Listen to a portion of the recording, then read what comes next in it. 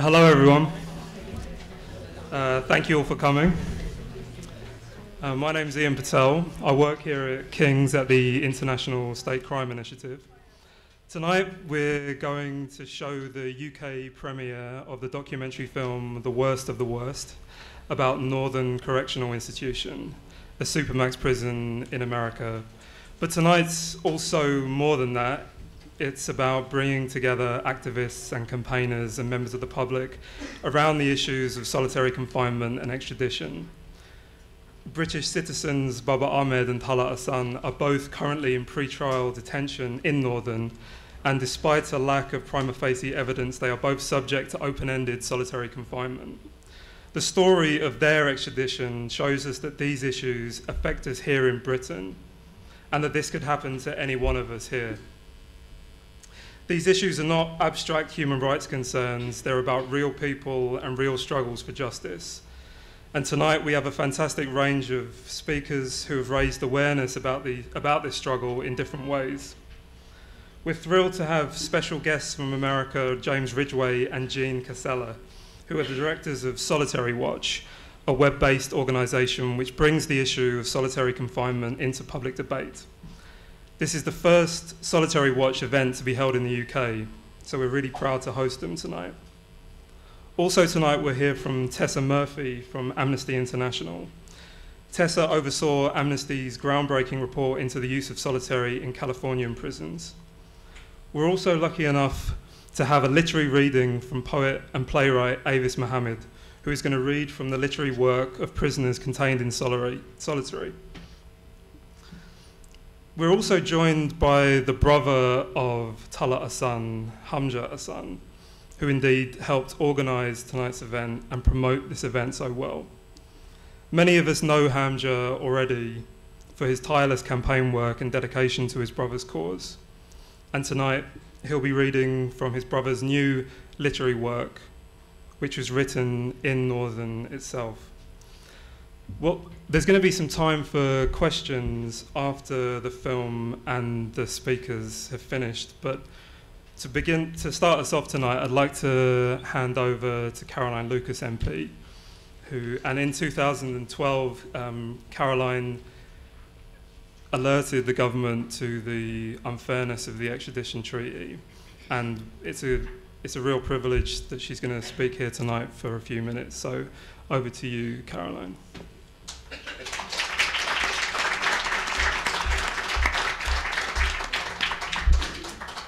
Thank you so much. Well, actually, it's a huge honour to be here, so thank you so much for inviting me, and a warm welcome to the friends and families of Talha Ahsan and Babar Ahmed, and my congratulations to them for all of their fantastic work and all of the inspiring work that all of you are doing to keep their cause high on the political agenda.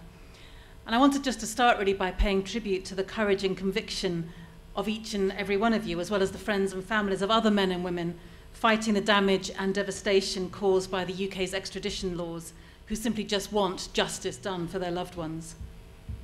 And as we reflect today on the conditions in which Babar and Talha are held, I cannot imagine what it's like to be in their position, but I do know that they must take some comfort from the unceasing efforts of so many to speak out on their behalf.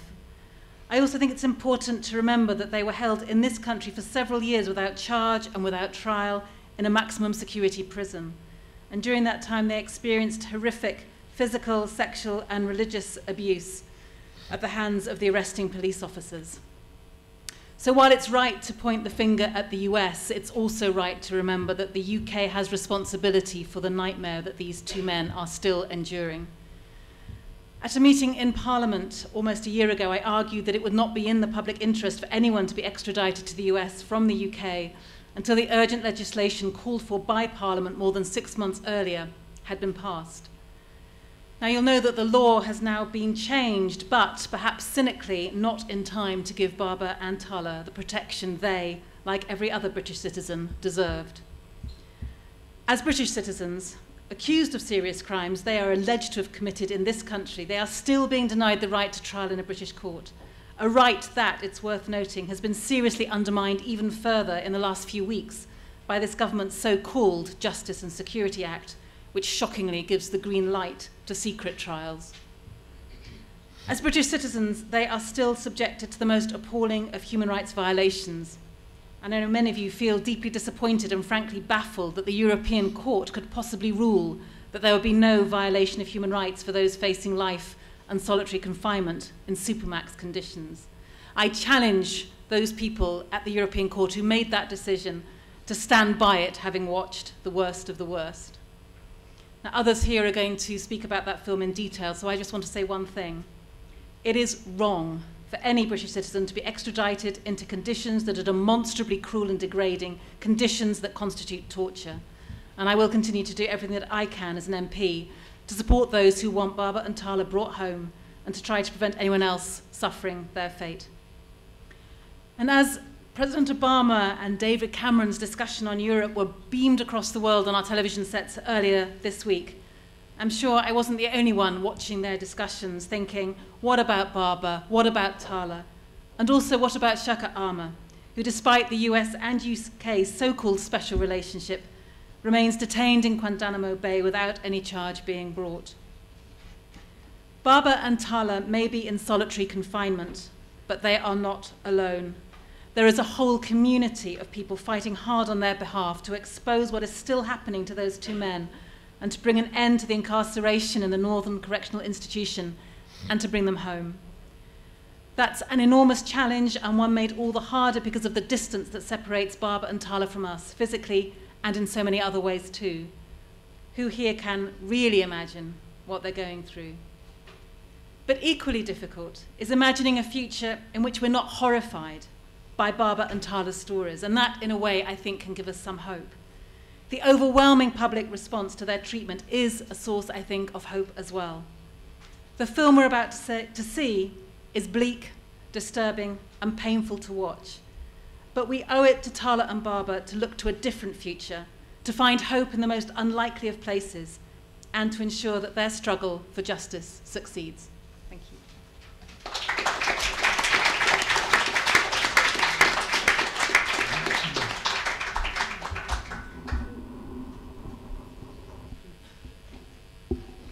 I want to thank everybody for allowing us, two Americans, to speak. And I know that for many of you that this must seem like a subject that you would most likely not have any interest in were it not for this current situation. There are 2.3 million people in prison in the United States. And of that 2.3 million, there are at least 80,000, or more than 80,000, who are kept in solitary confinement. And by solitary confinement, we mean the people who are locked down, that is, kept in their cells for 23 hours a day. Perhaps 2 or 3 times a week, they're taken in manacles and shackles and belly chains out to have a shower. Maybe once a week, they're taken in shackles and manacles into what looks like a dog run, and they are allowed to walk around the dog run. And sometimes the dog run will have a bit of sky, and you can look up. But we know people who have not seen the sun in 10 years. I correspond with a prisoner who's been in prison, been in solitary for 26 years. And he has, during that time, never done anything. He's managed to take the situation and to teach himself, you know, he's taught himself physics, he's taught himself mathematics, and he's been jeered at and made fun of by the guards. He's had absolutely nobody to help him with his education. And he dwells in an institution called the Elmira Correctional Facility. Most of these prisons in the United States are called correctional facilities, but they have the makings of a rendition program. And it would be very, very foolish for anyone to think that that is not what's in the works here, because it's a good deal cheaper and much, much easier for the United States, rather than shipping people off to Poland or somewhere, to bring them to home, to America. No one knows exactly where all these sites are. We call them black sites. It is impossible for us to talk to, as members of the press, we're journalists, not lawyers.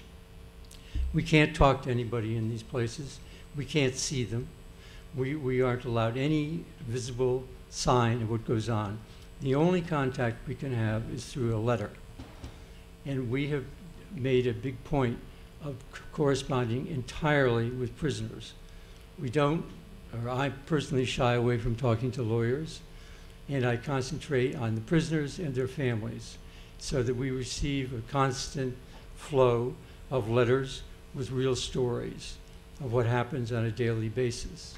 Now, the newspapers in the United States view these criminals as criminals, and they're all liars.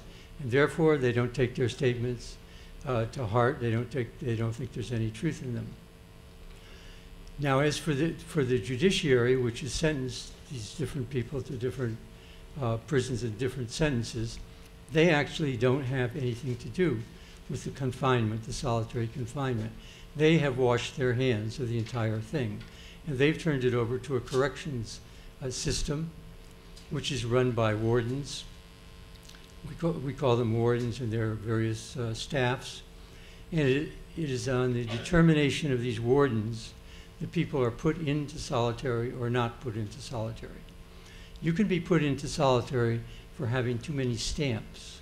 If you have 3 stamps when you're supposed to have 2 stamps, you can go to the hole, or the box, as it's sometimes called. If you are given food, let's say an apple, and you don't eat the core, you can be said to, be wasting food and sent to solitary. Any guard, on any pretext, any warden, can use his discretion to send a person to solitary confinement for as long as he feels fit. There is absolutely no way in which a prisoner can get out, can bring an appeal. Because if you bring an appeal in one of these prisons, you simply appeal it to a group of people who are in the corrections business. They're friends of or the same guards. They're the same assistant wardens or the wardens. So it's just simply some sort of like little maneuver that one goes through. Now we call these the black sites. We actually, oftentimes don't know exactly where they are. But you can almost rest assured they're in every single jail, in every single prison in the country. And liberals in the United States like to talk a great deal and are very, very concerned about people like Robert Manning and in Guantanamo, of course. But they have absolutely no interest in the jail down the street. And what goes on in these prisons is simply no one knows about, and for the most part, no one cares about. So our project is simply to try to bring attention to these things so that the public can at least discuss them. We want to open these places up so that, and we want to provide a voice for the prisoners. So now I would turn over to Jean Casella, my colleague, who will just go through a short PowerPoint thing on what the details of this system are all about. Thank you. Thank you. Because this is such a hidden world, we feel like it's important for people to see as many images of it as possible. These images are hard to come by, but they do exist. So I'm just going to run through some words and images that will show you what solitary is like in America. Solitary is actually an American invention. It was begun in the late 18th century in the state of Pennsylvania. And one of the first people to criticize it was an Englishman, Charles Dickens, who observed the precursor of a Supermax prison in Philadelphia and wrote, "I believe that very few men are capable of estimating the immense amount of torture and agony which this dreadful punishment, prolonged for years, inflicts upon the sufferers. I hold this slow and daily tampering with the mysteries of the brain to be immeasurably worse than any torture of the body." We don't call solitary confinement in America. We call it everything but solitary confinement. We have many euphemisms for it, as you can see here. But what it means, as Jim said, is 22 to 24 hours in a cell that measures no more than 8 by 10. That's about the size of a parking space. While people are in these cells, they have no work, education, or rehabilitative programming. Some of them are not allowed to have television, radios, books, family visits, or phone calls. This is a picture that one prisoner drew of his feeding slot. This is the only way that prisoners are allowed to communicate with the rest of the world. Food goes through the slots. They communicate with guards. They even have psychotherapy and medical treatment through the feeding slots. For example, if you are a diabetic, you need to get your insulin injections by putting your arm out of the feeding slot. This is an image drawn by a man who's been in ADX Florence, the federal Supermax, for 29 years. This is a drawing of a cell by Herman Wallace, one of the Angola Three, who's been in solitary in the state of Louisiana for 41 years. Sorry, I'm skipping ahead because I don't want to take up too much of your time. There are many symptoms of solitary confinement, and they've been described as SHU syndrome. SHU stands for Special Housing Unit. They range from paranoia to hallucinations to anxiety. One thing that happens is there's a tremendous amount of self-mutilation, cutting, and other forms of self-mutilation among prisoners in solitary, something that's almost unknown among adult men except for in solitary confinement. And this is an image of a man named Jack Powers who was put in ADX Florence as an escape risk. He actually never committed a violent crime, and he has bitten off several of his fingers because of the effect of solitary on him. Suicides are much, much higher in solitary confinement. Some people do choose death rather than a life in solitary. About 50% of all prison suicides take place in solitary confinement, even though only about 5% of the total prison population is held in solitary. And this picture is a picture of a man who hanged himself in his cell, and before they cut him down, they shackled his legs just because they weren't absolutely positive he was dead, and they wanted to make sure they were taking all security measures. Common reasons for being placed in solitary, as Jim gave you suggested, can range from being validated as a gang member on the basis of a tattoo or reading materials, possession of $5 or more. Attempting suicide can land you in solitary. Failure to obey an order, testing positive for marijuana. And my favorite is in New York State, reckless eyeballing, which means looking at somebody the wrong way, can give you 30 days in solitary. There are several groups that are especially vulnerable to placement in solitary. They include people with mental illness, children, LGBT individuals, non-English speaking immigrants, Muslims, including but not limited to those accused or convicted of terrorism-related offenses, individuals who hold radical beliefs or in any way challenge authority. People with mental illness are said to make up approximately 1/3 of all people in solitary confinement. Solitary confinement cells have become basically the new asylums of America. The top image here is of someone who's in 5-point restraints to prevent him from attempting suicide by banging his head against the wall. I include this because I think it looks like it comes from the 14th century, not from 2011 as a timestamp shows. And the bottom image here is group therapy for people in solitary confinement, adjoining cages. Probably about 2,000 children are held in solitary confinement in America on any given day. Most of them are juveniles who have been placed in the adult criminal justice system, and they can be as young as 13 years old. Solitary confinement has been used in Guantanamo. About 80% of the detainees at Guantanamo Bay have been held in solitary with no end in sight to their torture. But hundreds more Muslims are held in the federal civilian justice system and have received quite a bit less attention than the group of men at Guantanamo. And I just want to end by saying something is happening in America. There is a slowly growing movement against this form of torture. I'm just going to end by showing you a couple of images of protests around the country. This is Illinois, where they did succeed in shutting down a Supermax prison. This is California, where people were inspired by the hunger strike of a group of men in Pelican Bay Special Housing Unit. And this is New York, where activists are writing a bill to go to the state legislature to severely restrict the use of solitary confinement. And I just want to end by saying this is not just an American problem, not only because your countrymen are in these prisons, but because this is a question of basic human rights that involves everyone in the world. Thank you very much.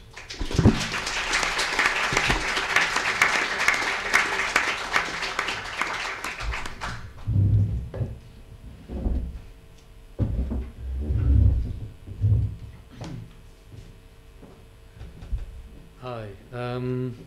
I'm not a fan of the lectern, but it'll help me if I stand. My name's Ahmed. I'm a poet and playwright,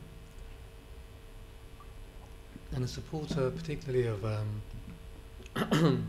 Talha Ahsan's case. I'm about to read an extract that was given to Solitary Watch by somebody called Michael Jewell, who spent 3 years in solitary confinement in the USA. Solitary confinement is a form of sensory deprivation, in that your perception shrinks to the dimensions of the space and sensations of confinement. Visual, auditory, olfactory, tactile, and even the sense of taste are dramatically deprived and constricted. Almost immediately upon being tossed into isolation, though many people may not recognize it for what it is, you begin to suffer from a form of sensory withdrawal. Soon you begin to crave the broader liberty you've lost, even the limited freedom of a prison's environment, the ability to move about and interact with other human beings. Such a radical deprivation of sensory perceptions has a numbing effect. You feel stunned. Removed from the distractions and diversions of the broader context, the mind is suddenly forced to confront itself. You begin to hear yourself think.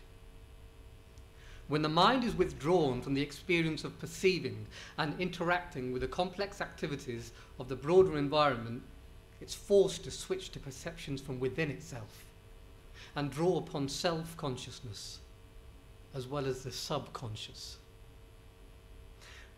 Sudden subjection to solitary confinement is a painful and dreaded experience. Because it's human nature to seek pleasure and avoid pain, we have a tendency to withdraw from the physical and take refuge into the psychological. Different people will have different reactions to this phenomenon, but most will indulge in various memories and forms of fancy. Alongside memories of good times comes those of sad and bad times. It's my opinion that all prisoners deep inside have a poor self-image. In solitary confinement, that fact becomes acutely self-evident, or at least it did in my case. I suffered profound feelings of guilt and shame for past actions and inactions. Hot on the heels of regret came recrimination. Again, it is our nature to seek pleasure and avoid pain. We tend to escape from over-awareness of our faults and foibles by turning to fancy. Over time, days, weeks, months, years, imagination can verge on, and in many cases into, hallucination. The next stage is often psychosis, an irreparable psychological damage. Research has shown an irrefutable link between solitary confinement and mental deterioration. Solitary confinement is a form of mental and physical torture. Reams of research on this aspect can be found by Googling. I was able to survive it, as well as I did by reading. I read a small library of paperback psychology, yoga, meditation, self-hypnosis, and self-help books that I call rah-rah-rah books. I'm getting better and better every day. Better and better in every way, rah-rah-rah. I think that most damaged by solitary confinement are the ones who try to outrun the ghosts and goblins of their past, but are caught and overwhelmed. I chased mine down and dealt with them. I developed a form of meditative self-analysis that included self-induced age regression. I did so in order to exhume repressed memories of childhood traumas. At age 6, sitting between two separating parents asking me to choose which one I wanted to live with. Being sexually molested at 7. Witnessing my father beat and stomp my mother before kindergarten, etc. I was an exception to the rule. I came out better than I went in. Finally. It should be said that the continuing existence of solitary confinement in our prisons is akin to allowing a smear of feces to stain every amendment to the US Constitution. It makes us brethren of every nation our hypocritical politicians called violators of human rights. And to a more enlightened posterity, it will leave us draped in shame. Thank you.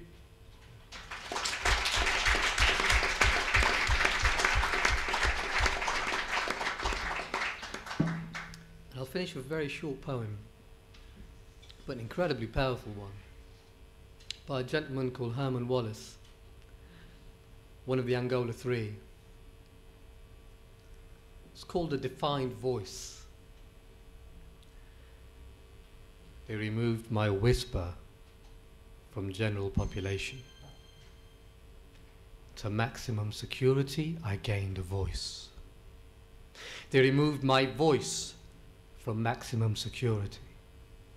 To administrative segregation, my voice gave hope.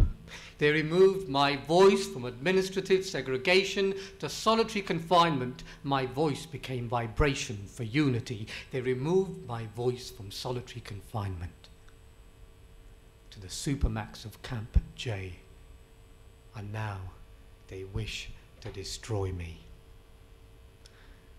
The louder my voice, the deeper they bury me. I said, the louder my voice, the deeper they bury me. Free all political prisoners, prisoners of war, prisoner of conscience.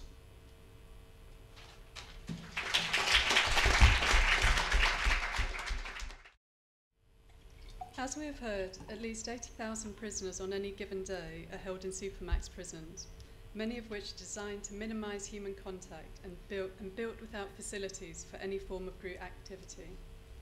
By way of contrast, the UK, which has the largest prison population in Western Europe and get tough policies towards crime, holds less than 40 prisoners in its close supervision centres, which is the nearest equivalent to US Supermax. And that is less than half of 1% of its total population of 86,000. This compared to the US, which is believed to hold, on average, 2 to 3% of its population in a Supermax facility. With some states, such as New York, this is much higher, with 8%. It is clear that US practice in this regard violates a raft of international standards and treaties governing the treatment of prisoners. The US has ratified the Convention Against Torture and the International Covenant on Civil and Political Rights, both of which affirm the absolute prohibition under international law of torture or other cruel, inhuman or degrading treatment or punishment. Article 10 of the International Covenant further provides that all persons deprived of their liberty shall be treated with dignity and respect for the inherent with humanity and respect for the inherent dignity of the human person. And this is a standard which the Human Rights Committee, the international body which monitors state compliance, has said is a fundamental and universally applicable rule. There is no article under these treaties or any other instrument which explicitly outlaws the use of solitary confinement in prisons except with regard to people under 18. However, there is a clear consensus among international and regional standard-setting bodies that solitary confinement, except in the most limited circumstances, is incompatible with the requirements of humane treatment and can breach the prohibition of torture or other cruel, inhuman or degrading treatment. And this is in recognition of both the severe effects of isolation on prisoners' mental and physical health, which can continue long after confinement, as well as the suffering inherent in cutting prisoners off from meaningful human contact and in conditions of severe environmental deprivation involved in confinement to a small cell. Holding prisoners in solitary confinement without access to meaningful social interaction also breaches other fundamental principles.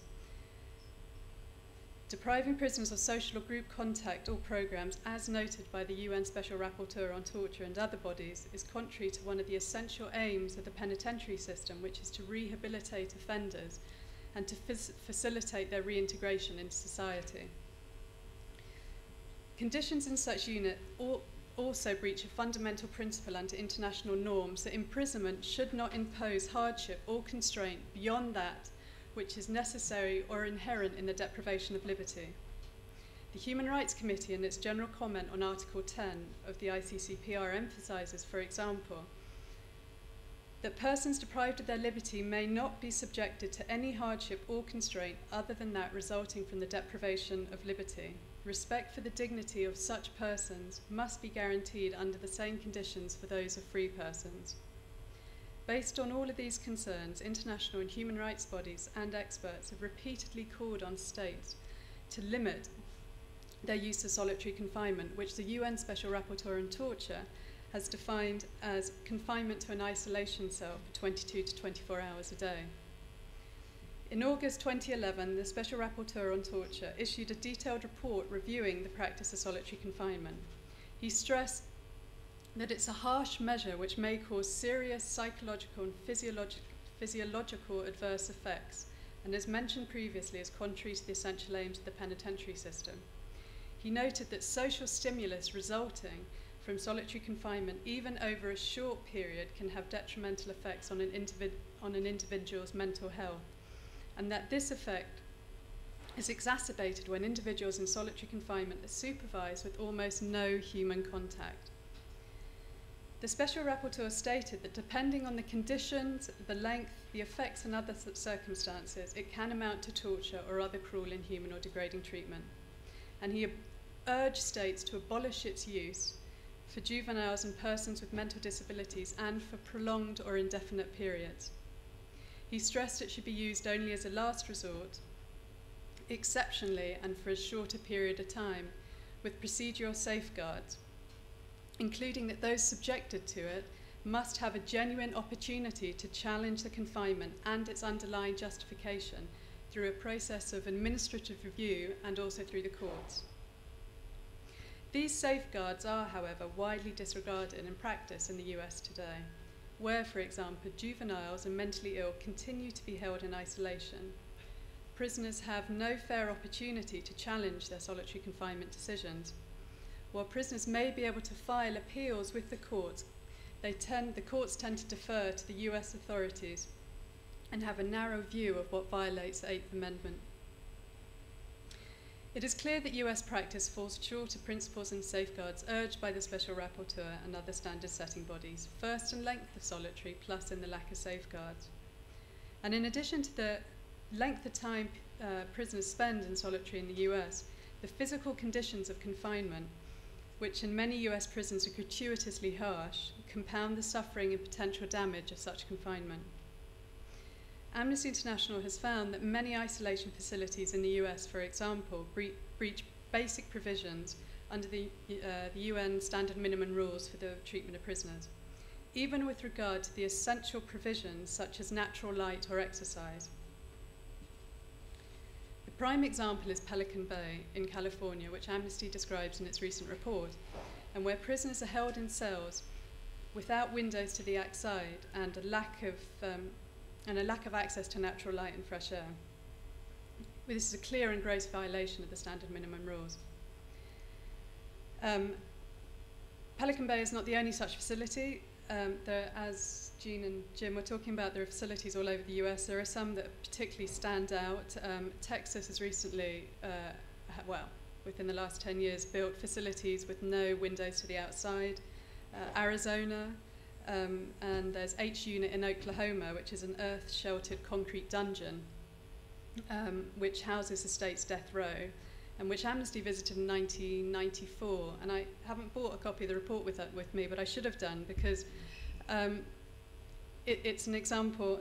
It is earth covered. It's built underground, and it's got an earth roof with a central light coming in through a central window. And the authorities were so proud of it that prior to opening, they invited people to come and spend the night there.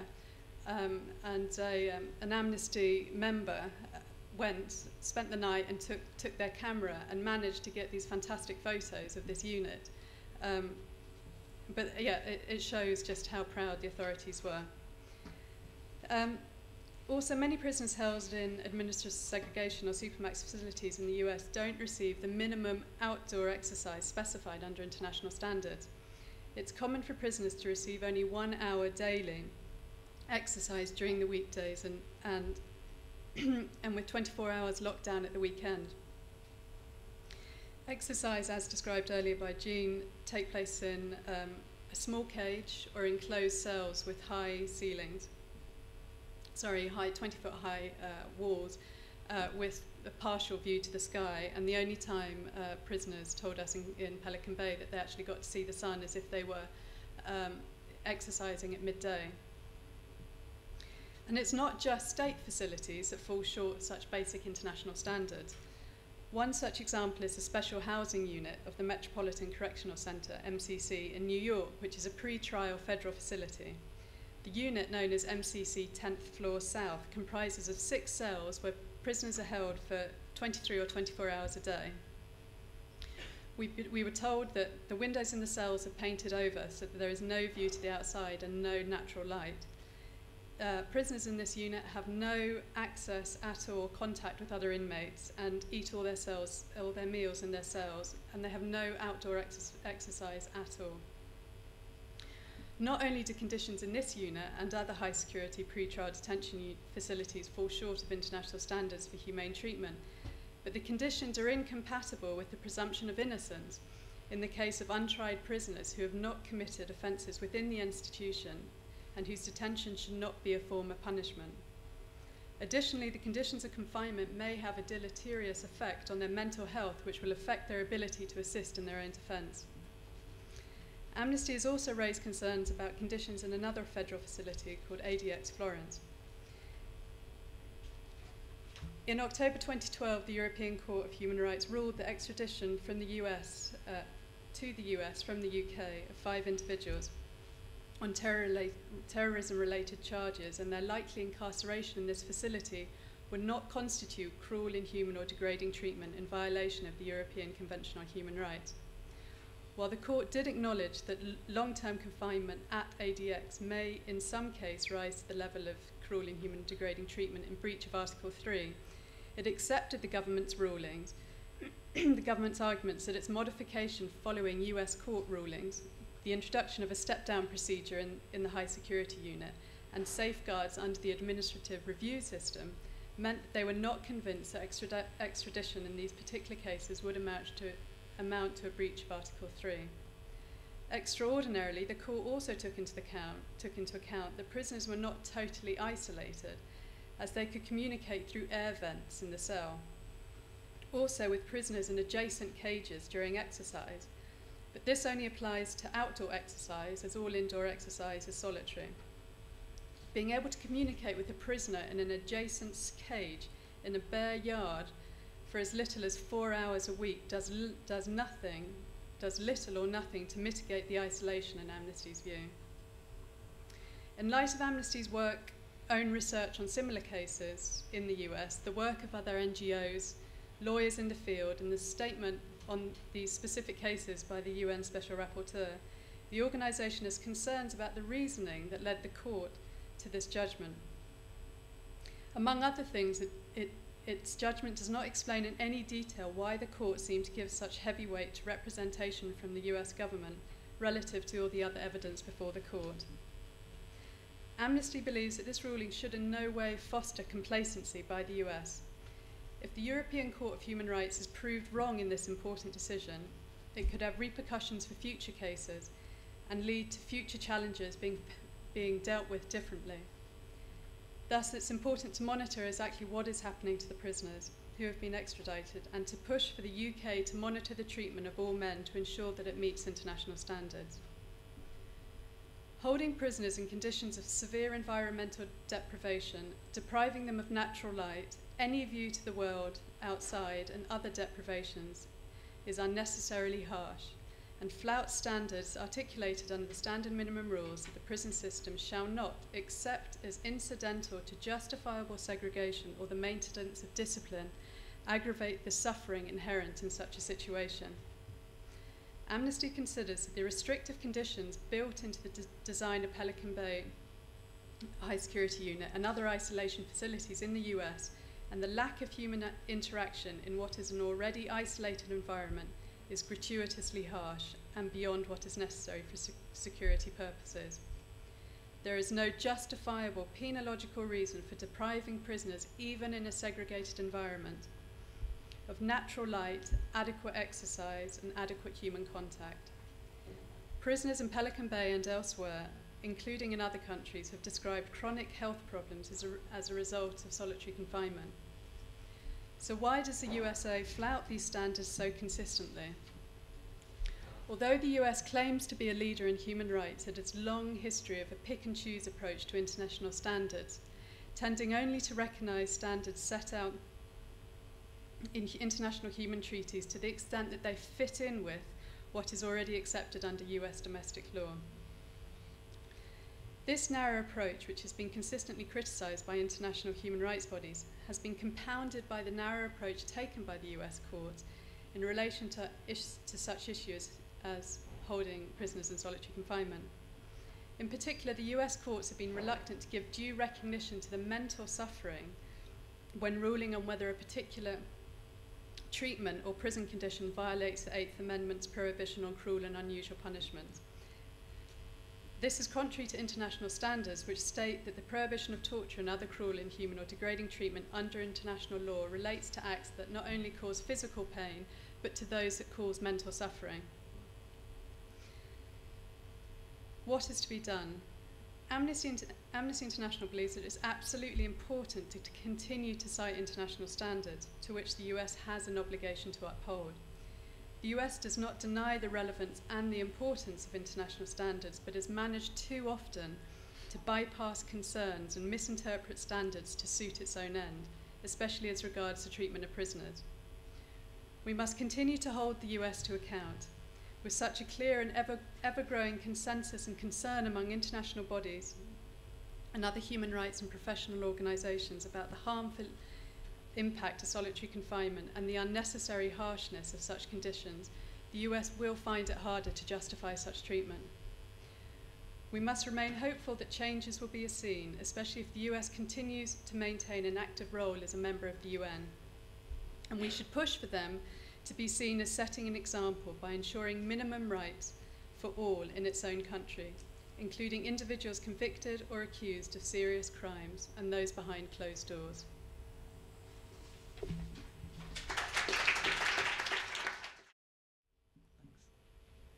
I am Talha's younger brother, and I run his family-run campaign.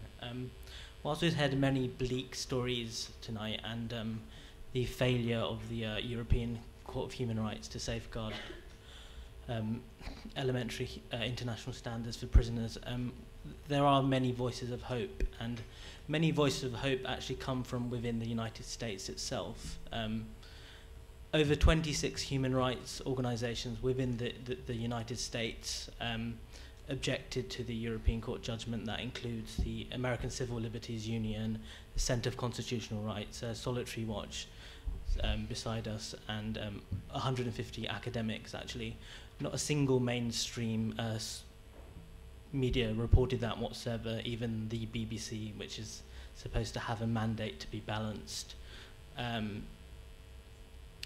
It was an incredibly devastating day to hear that European Court judgment, and from that day I took on my brother's campaign full time and quit my career and other things. Of the many voices of hope, one of them's, I would like to give special mention to someone called Jean Theo Harris, who wrote an amazing article in The Nation called "A European Court Gives the Green Light to Torture," which you can all find online, and which Dr. Ian Patel's another amazing article in the New Statesman recently, which you may have read, which is a thorough analysis of the European Court judgment. It should also be bear in mind, which hasn't been mentioned, is recently the European Court of Rights did rule positively on a case of someone called Haroon Aswat, who was a schizophrenic. My brother was detained without trial, who I think is the second longest detained without trial British citizen after Babar Ahmed. And Talha watched this person mentally break down and stop consuming food, and eventually be placed in Broadmoor. Theresa May is still determined to have put him in a Supermax prison in the United States. Sorry, I was getting off on a tangent, but so yeah, many people who are I've basically been writing to many people in the UK for many years and had an often humiliating experience, including many sort of celebrity left-wing academics who I thought would automatically be on my side. But within the United States, actually things were people were more responsive and actually eager to help me. You know, whilst there's a system of repression, there's also a fantastic forms of resistance of the United States. You know, we have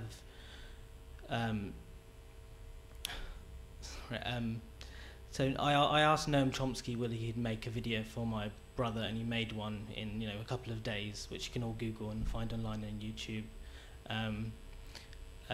James immediately responded to us. He's written to Talha. He even tried to visit Talha in prison, but as a journalist may not be able to do so. Other people I'd like to mention is Bonnie Kness, who's a fantastic Quaker activist who's been campaigning since the 60s, because these one should not remember the political nature of isolation.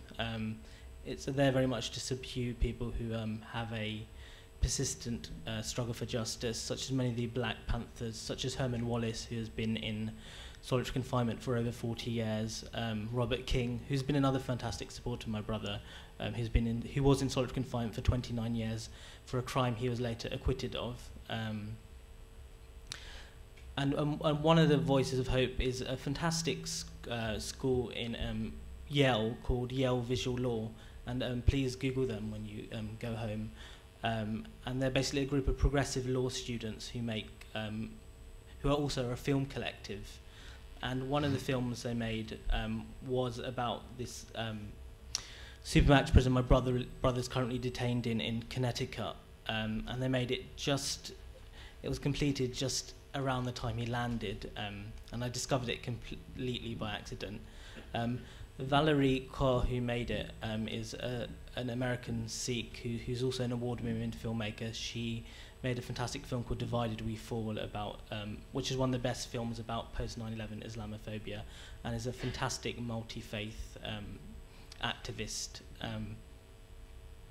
And the reason she made this film is she was one of the delegates who went to Guantanamo Bay, and after visiting Guantanamo Bay, she realized there were conditions in her home land and near where she studied just as bad. Guantanamo Bay and Abu Ghraib, they're very much extensions of the US Supermax prisons system, and would even be impossible regardless of that. We've talked about ADX Florence, which was described in the European Court judgment. What we haven't talked about is pre-trial solitary confinement. So Talha is actually unconvicted and still innocent in the eyes of the law, but he's subject to the same prison regime as a death row inmate or so forth. There are no limits on pre-trial solitary confinement. You can be there for many years. Talha will be there a minimum we've just received news yesterday that Talha's trial has been pushed forward to March 2014, meaning he'd be a minimum of 1 year and 5 months in a solitary confinement cell. Goodness knows the level of irreversible mental damage it will do to him. So this is there's very few pictures of the prison he's held in, and so this is one of the films, and I hope it gives you insight into his current detention and Babar Ahmed's too. Thank you.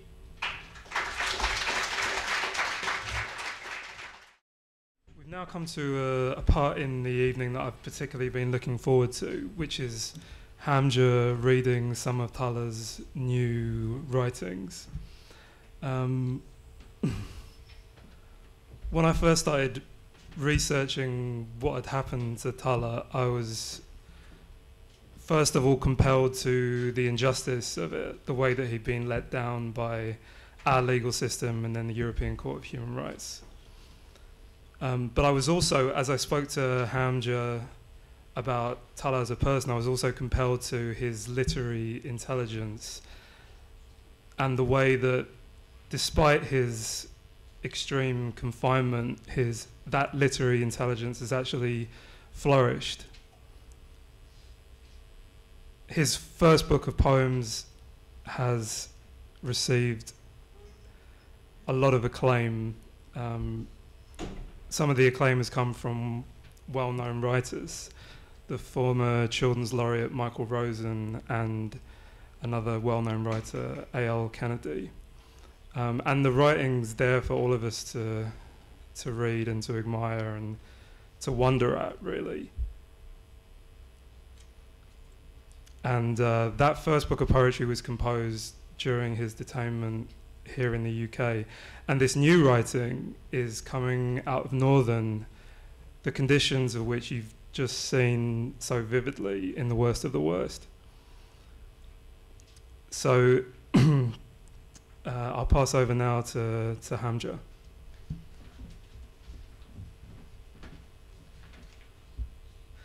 Yeah, Talha's also an award-winning writer. Very tragically, his poems were still projected in the Royal Festival Hall because he won the Platinum Award for Writers in Prison at Coastler last year, whilst he was detained in that prison in solitary confinement, and remained there for many weeks. And then it toured the UK, and it was in a museum in Birmingham recently, and he just won another Gold Coastler Award for one of his new poems. This is one of Talha's prison poetry collections, which you can buy there for £2, which was composed in Long Latin. He composed another book in Long Latin shortly before being extradited, which will be released this year, and Gareth Pearce has agreed to write the introduction, who was his UK lawyer. If you read Talha's work, it's very lyrical and intense, and as he's been moved to Supermax in solitary confinement, it's become a lot more. He only writes in flat prose. He actually has no access to poetry books. He has no access to a library. There's just a small trolley of books that goes past. He still managed to maintain his sense of humour. So, you know, quite famously, he wrote a love sonnet to Theresa May shortly before being extradited. The depressing thing is, at the Conservative Party conference this year, the very first thing Theresa May boasted about was, wasn't it great to say goodbye to those 4 others, not warranting him even a name, and then being praised as a Liberal hero after saving Gary McKinnon, who had the same diagnosis and associated risks. And I'm very happy for the family because they're not going through the same nightmare as my family. If you want an idea of Talha's literary pursuits and his home, I have to recommend this book by Victoria Britton, which has just been released, called Shadow Lives. And it gives a video. Many people ask, how is your mother? My father's here. My mum couldn't come because she has severe arthritis and has quite severe mobility problems. And that's another reason why she needed Talha around the house. If you saw the trailer for the film, it says when you incarcerate someone, you also incarcerate all their loved ones. There's a chapter on Talha and Babar called The South London Families in this book. I actually didn't know I was in this book because it's called The Forgotten Women on the War on Terror, but I'm the only honorary male in there. So this is a prose piece. Talha writes in this sort of flat prose at the moment, and I bought him a copy of Seamus Heaney and Ted Hughes' the Rattle Bag, which many of you may know from school because he had no access to poetry. And he says these are all drafts, and they'll come out one day as a collection of his Supermax writing. So this is called TV Death Row. Okay. Yo, the universal call sign hollered behind a cell door. Yo, A reply with all the authenticity of a baseball cap worn backwards by an aging celebrity. The inmates stand by the iron doors embedded with a 2-foot glass pane a few inches wide. They raise their voices through the gap at the sides. Every 15 minutes, a correctional officer will tour the tier. At night, they flash torches upon prone bodies to inspect for the stipulated living, breathing flesh as per directive. There is a pause in the conversation. "You should get a TV," he continues. "But I'm worried I'll end up watching it all day and night." "What's wrong with that?" I laugh. He laughs with me, and then his laugh takes on a different tone and turns louder upon realization my laughter was at the perceived but clearly intended irony of his question. In the house in block opposite is located Death Row. There are about 10 of them. In 2012, the death penalty was repealed in Connecticut, but any prior capital conviction remains. I asked my attorney once what they did all day. "Watch TV," he replied. There followed a moment of sudden despondency. TV is a memento morium of candy floss and glitter. There are just bones with a temporary fix of salmon-toned, fresh skin. There are just skulls grinning under cheerleaders blonde. Behind the glass, beyond the pores and bones, another goldfish bowl of a cell. Dark, humid, and pink if you sneak to peek. Amongst the whirring of blood, thoughts paced barefoot, bald, and hands cuffed behind back. Between the two slits, a morsel descends, the darkness of an alimentary canal. "Okay, I'll think about it," I say. I return to another slither of window to a world, a cut unhealed upon a seal wall. The skeletons of autumn queue for the last rites, kept in line by an indifferent wire fence. A decision is made. Thanks.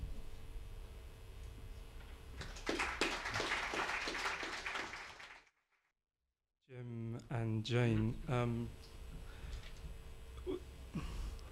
how long could you tell us just a little bit about how long Solitary Watch has been active, and how the idea came about, and maybe how you came to start the organisation in the first place?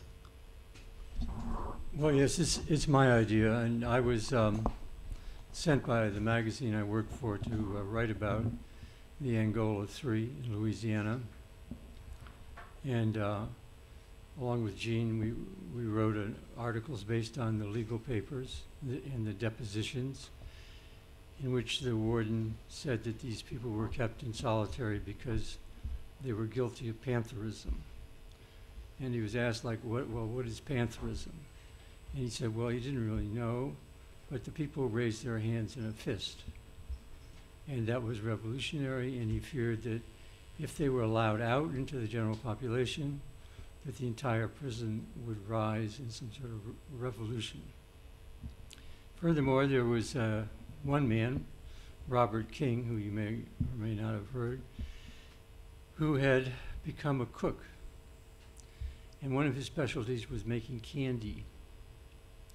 And since he'd gotten out of prison, he was out, that King was making these candies, and he was putting them in little plastic packets. And on the corner of the packet was a picture of a panther. And he said this was a revolutionary symbol, and if this symbol was allowed to get into the prison, there would be a revolution. So therefore, these two people then left were the most dangerous men in America, and they could not be let out. So I tried to go and see them, and I was told by the warden's PR person that I couldn't do that. And I asked them why, and they said, well, we don't like what you wrote. And I asked them, well, what didn't you like about it? They said, it doesn't really make any difference, you can't come. So finally, I succeeded in getting the ACLU in New Orleans.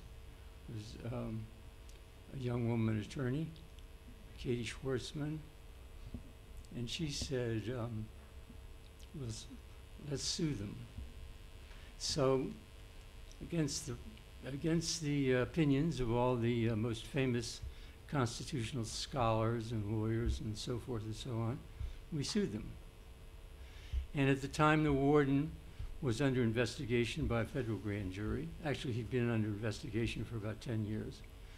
That, and there was some fear, I think, that if we got our suit into court, there might have been discovery, in which case we might have been able to find, you know, fraud or something. So they backed down.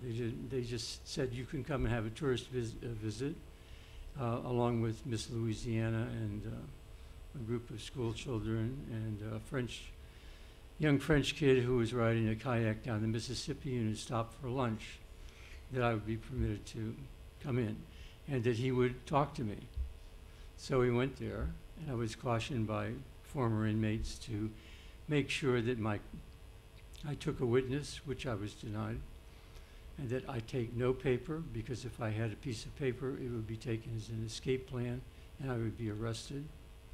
That I be sure that my car didn't have any speck of anything that could look like marijuana or any other kind of dope. So I went there, and I was greeted, you know, very nicely. And I asked to see the warden, and they said, oh, it's too bad. He had to go to a conference in Atlanta, so he wasn't there. So we got in a car and we drove around, and I was taken down the walk, the prison walk, first by the PR woman who looked like a country singer from Nashville, followed by myself, and followed then by 25 or 30 colonels, sergeants, lieutenants, flunkies of one sort or another.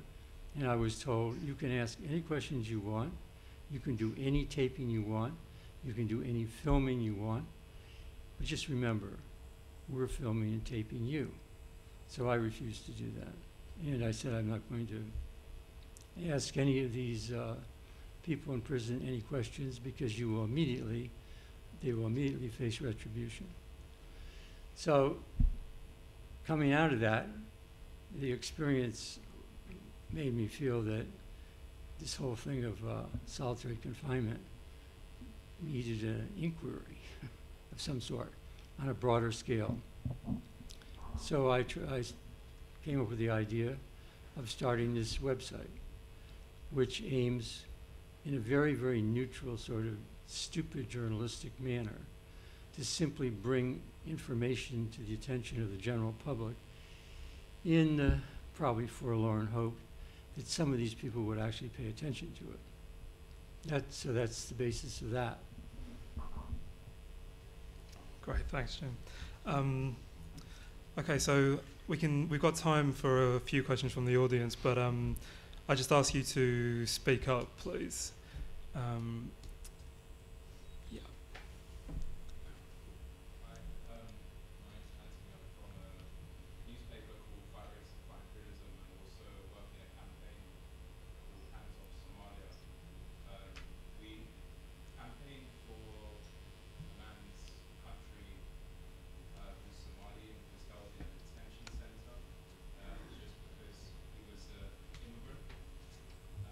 And that's kind of one thing that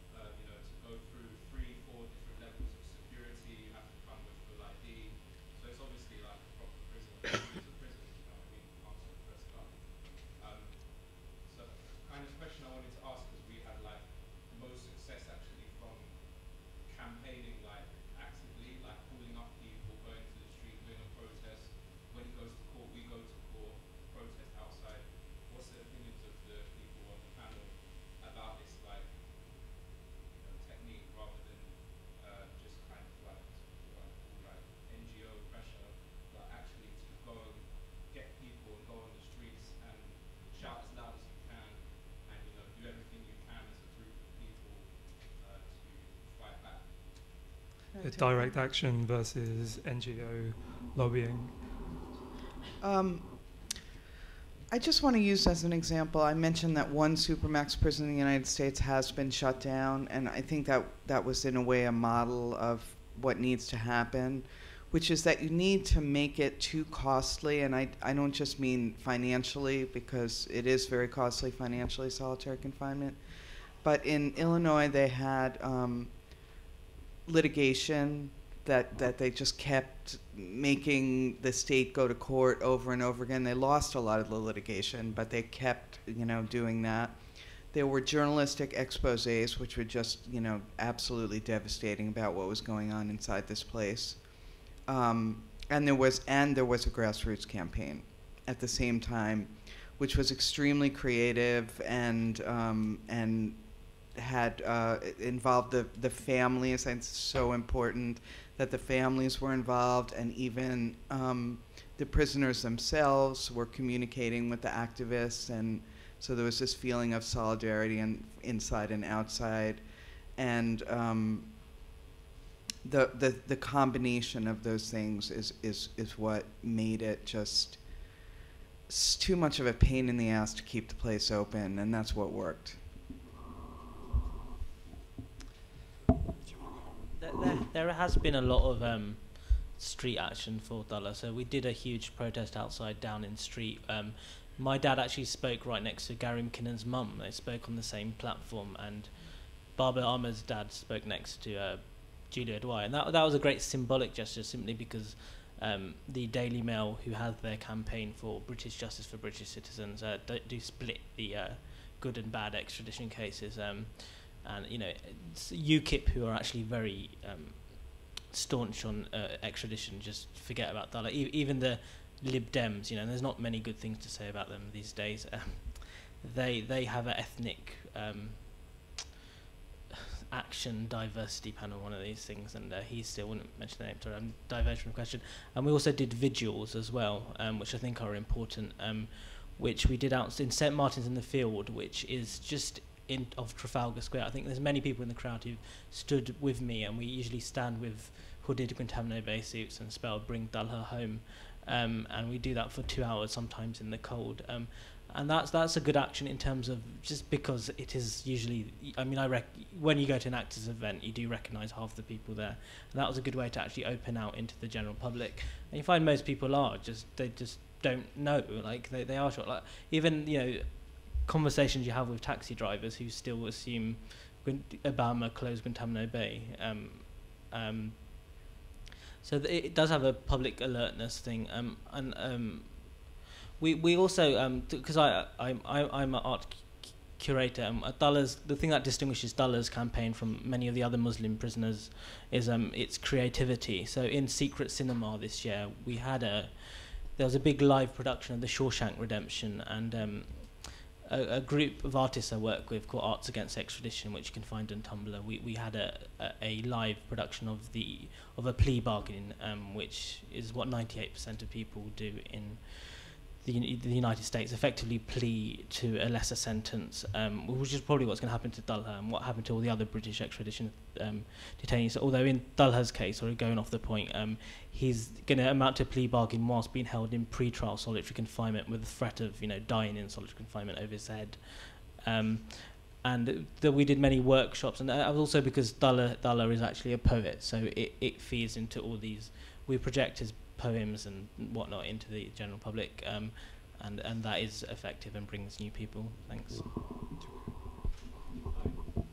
name is from PA-Mace Network, and I think it would be important to stress also some victories.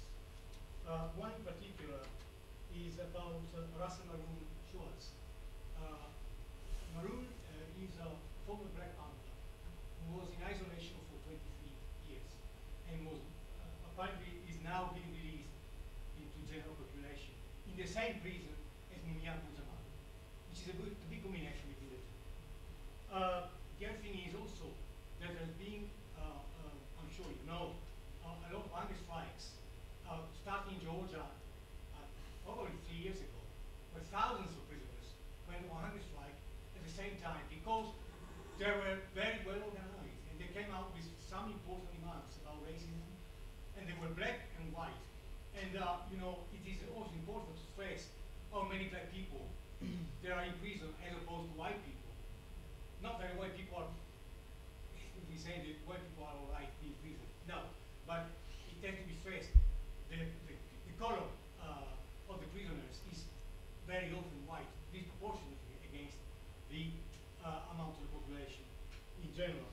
And the third thing, well, in fact, the other thing to be said is that not all prisoners are men, because a lot of them are women in prison for crimes of poverty, like shoplifting and like prostitution. And that is very important. And we had, organized by Legal Action for Women, we had a ticket outside all the prisons in support of a strike in California by women. Okay. Finally, a symbol of all this can be tracked down to somebody who is in prison, who has not been for so long in prison for, in solitary confinement, but certainly is a symbol for all this, for Guantanamo, for the Palestinian prisoners, for the prisons, for the prisoners in the United States. And this man is Bradley Manning. And there's going to be an International Day of Action on the 1st of June, to which you're all invited, I'm sure, that Hamja can come and make a case for his brother, like a lot of other cases that there are around. A lot of activists that are here can come and make their own case on that day. Thank you. Can I just respond to that very briefly? I just want to say I agree with everything that you've said. I also want to stress that not only political prisoners are entitled to be immune from torture by the state. All human beings are entitled to that. So sometimes that message gets lost. I think we should have time for one more question. Do you want to go? Oh, I didn't answer. Oh. Oh, sorry, go ahead. Sorry. Yeah, please do look up the case of Russell Marine Shorts, who spent 30 years in, nearly 30 years in solitary confinement. He's just released a book called Maroon the Implacable, which is a foreword by Chuck D, who you might know from Public Enemy, and his daughter's a very inspirational, Teresa. We should also host an event for her in the UK. There are many things answered there. I do think Bradley Manning's, I mean, there's many great people in this crowd, but speaking on a global level, Bradley Manning is probably the most famous person who was subject to isolation, and I don't think the reason I love Robert King is he joins the dots and will build an international coalition, and I'd like the notion of indefinite pre-trial solitary confinement to be more centralised in the Bradley Manning campaign, and also to sort of build an international coalition against for its eventual abolishment. And regarding women prisoners, recently there's a Somali case, what's her name? She's just been, who was given, a Somali aid worker was just recently sentenced to up to 195 years in prison for actually providing aid towards Somalis, some of which enmeshed with Al-Shabaab administrations. I am very shamefully do not remember her name, but yeah. I think there was a question. Yeah, I was just, I mean, I think a lot of us probably agree that, like, following the prisoners' leave, the hunger strikes, and sort of prisoner organizing is really important. So I was just wondering if the panel could just speak a little bit to how prisoners communicate. We spoke about this briefly before, and I thought it was really interesting the way that prisoners in solitary communicate and mobilize. Because obviously for us it's quite easy to, but yeah. Should I answer that? There are several ways that people communicate. The men of Pelican Bay who live in windowless cells managed to organize a hunger strike with a long list of demands, an explanation of an analysis of their situation that's incredibly sophisticated. And a lot of this is done through a technique called fishing, in which maybe when you go to the shower, you run some dental floss along the floor between your cell and the next person's cell, and then that person like reaches out and pulls it under their door, and then there's like a pulley between cells, and you can attach notes to that, and you can attach, people read books like 10 pages at a time because that's all that will fit under their cell door. It's just one example of this incredible resourcefulness, and also like the hunger of you know, the human soul to communicate with others in whatever way possible. People do shout, you know, down the tier, they talk through their air vents, and you know, they use whatever means possible. It's worth noting that absolutely the main point, really, of the prison attitude towards prisoners, making sure they have control, is to make absolutely certain that they don't have any friendships. You can't be allowed to have a friendship. And for example, in Massachusetts, where I've spent some time with older prisoners who are dying, who have dementia and various diseases, and where there are no hospices of any kind, and where the medical treatment is extremely poor. I mean, people wait for a year for a tooth to be pulled and give up and just yank the tooth themselves, stuff like that. They take care of each other. But as soon as the prison sees them having these friendships, taking care of each other, they move them out. So these friendships are broken. And that is maybe the most single horrendous thing to break the spirit of people in prison. And in Massachusetts, for example, which, you know, is the center of all these wonderful universities and all these great lawyers and experts and so on, the thing that keeps it going is that a man will make a call to a friend, will then make another call, and it's through this kind of grapevine, Paul Revere stuff, I guess, that they keep together.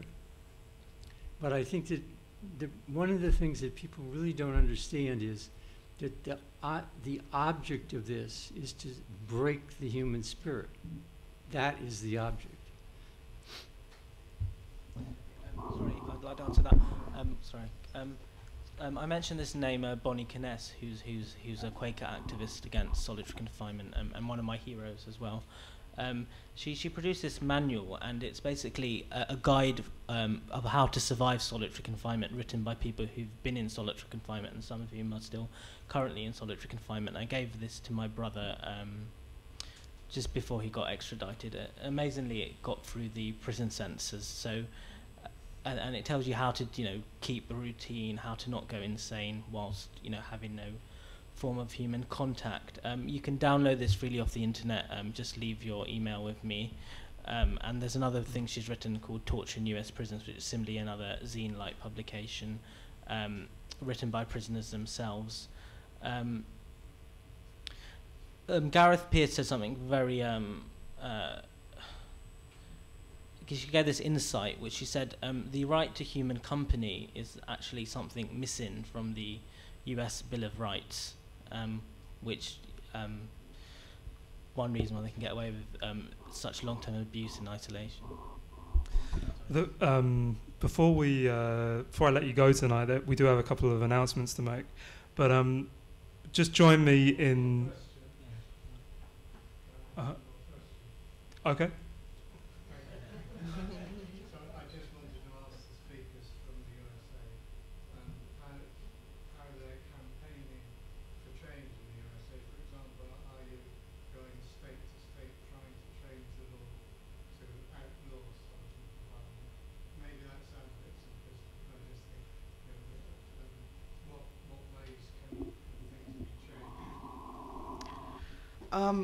Our mission is basically, we think when a human rights abuse is as deeply buried as solitary confinement has traditionally been in the United States, the first step towards change has to be exposure, and that is what we ourselves have focused on. But in the past 3 years, there have been grassroots or legislative campaigns coming up. You know, we have 51 prison systems in the United States. We have 50 state prison systems and a federal prison system. And every one of them uses solitary confinement liberally, and every one of them needs to be changed. So there are very active campaigns in some states and not in others.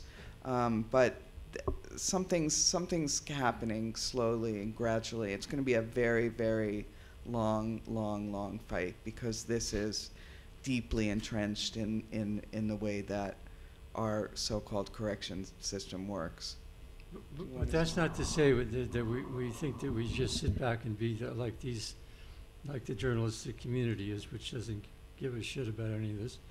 We're very determined, you know, to make sure that we get inside these institutions and that we were able to portray and describe what happens as a matter of course.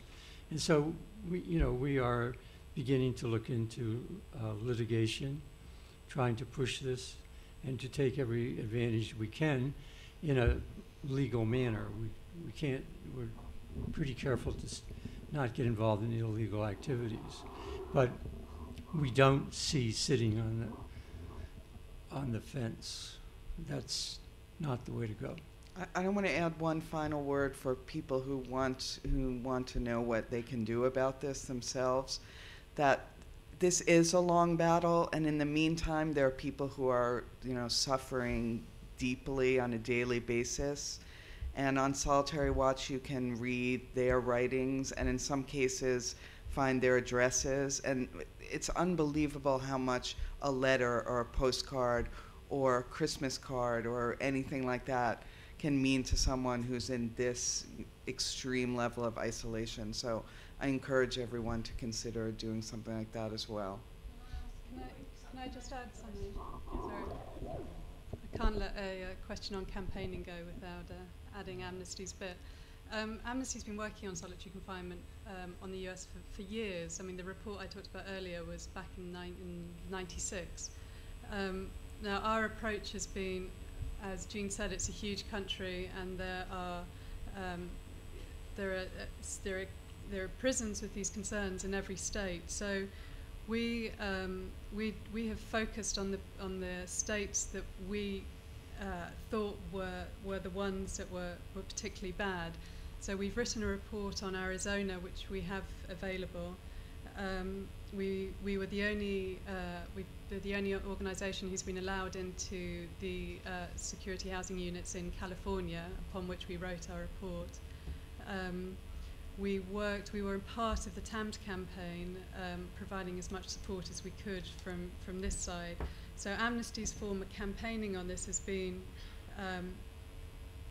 doing the detailed research, putting out a report, and then trying to support local activists and trying to support those people who haven't got the resources to put their own report together. So we've change will happen, but it's a vast country, and we've just got to keep going. We've briefly talked about the Angola 3.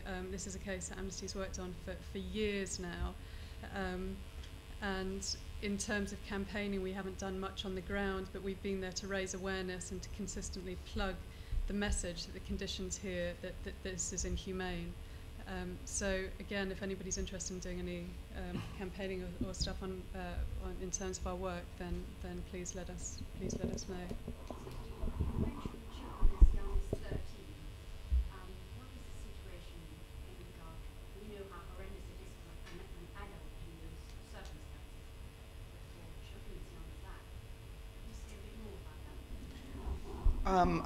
I don't want to go on. I could go on for quite a while about this question. It's just unbelievable. But I want to recommend a report that came out in the past year. It's called Growing Up Locked Down.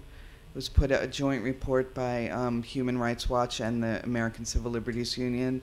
And that does document what is going on in terms of children in solitary and adult prisons, and it'll give you much more detail. And there has been some resistance. I think if change comes, it's one of the places that it will come first. Sorry, I just wanted to answer the earlier question. We mentioned letters, there is actually a card at the front. Can you hold it up for you? If you haven't signed it, that's going to be passed straight on to Talha. And I cannot emphasize the importance of actually writing prisoners to keep their morale up.